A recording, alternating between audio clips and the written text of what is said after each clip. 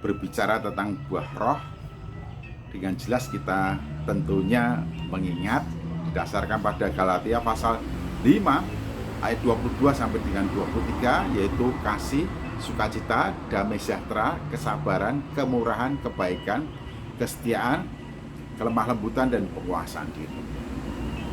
Buah roh yang pertama, kasih. Kasih mendasari setiap sendi kehidupan kita orang percaya, dimanapun, kapanpun, dalam situasi apapun. Apapun yang kita lakukan, apapun yang kita pikirkan, apapun yang kita katakan. Dan tentu saja itu ada mengenanya relasi kita dengan Tuhan Allah, dengan diri kita sendiri, dengan sesama kita. Semuanya didasarkan pada kasih, sehingga setiap perbuatan hidup kita mendatangkan berkat bagi setiap orang. Nah, tentang kasih kita sudah bicara panjang lebar. Sekarang tentang sukacita.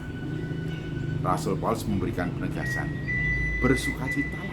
Sekali lagi katakan, bersukacitalah. Kristus sudah dekat. Mengapa Paulus menegaskan bersukacitalah? Sekali lagi katakan bersukacitalah. Ini artinya sesungguhnya Paulus memberikan kesadaran, penyadaran kepada saya, Bapak, Ibu, dan saudara-saudaraku, bahwa sukacita yang Allah anugerahkan kepada kita di dalam Tuhan Yesus Kristus itu akan selalu memelihara hidup kita kapanpun, dimanapun, dan dalam situasi apapun. Sehingga sebenarnya tidak ada alasan bagi setiap orang percaya untuk tidak bersukacita. Bagaimana bisa demikian? Pertama, kita jelas pasti bahwa Allah berjanji melalui Tuhan Yesus Kristus bahwa Allah tidak akan pernah meninggalkan kita. Allah tidak akan pernah membiarkan kita. Jadi Allah selalu menyediakan diri untuk memberikan kepada kita pertolongan. Kemudian yang kedua, mengapa kita mesti selalu bersukacita?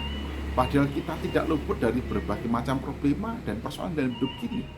Dan masih juga kita memikirkan apa yang menjadi kebutuhan dan persoalan hidup kita. Nah, janjinya jelas. Janganlah hendaknya kamu khawatir tentang apapun juga, tapi nyatakanlah semuanya itu dalam permohonan dan doa dengan ucapan syukur. Ini artinya apa? Allah memberikan jaminan untuk menolong kita di dalam Tuhan Yesus Kristus. Pengharapan kita pasti, oleh karena penyertaan Tuhan juga pasti. Kalau penyertaan Tuhan selalu ada pada kita dan kita punya pengharapan yang teguh pada Tuhan, dan Tuhan menyediakan diri untuk membuka kedua tangan, memberikan kepada kita pertolongan, maka sesungguhnya tidak ada alasan bagi kita untuk tidak bersukacita. Belum lagi perjalanan hidup kita di dalam Tuhan Yesus Kristus, kita selalu berada di dalam providensia Allah yang akan mengantarkan kita sampai kepada kekekalan. Karena kekekalan menjadi jaminan yang sudah dipastikan kepada kita di dalam Tuhan Yesus Kristus. Oleh karena itu, lika-liku kehidupan, dinamika kehidupan, persoalan hidup ini tidak akan menyurutkan perjuangan kita sampai kepada saat mana Tuhan membawa kita ke dalam kemuliaannya yang abadi.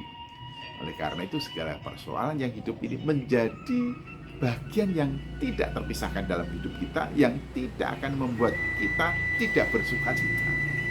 Oleh karena itulah kehidupan setiap orang percaya dalam suka, dalam duka tetap tersenyum.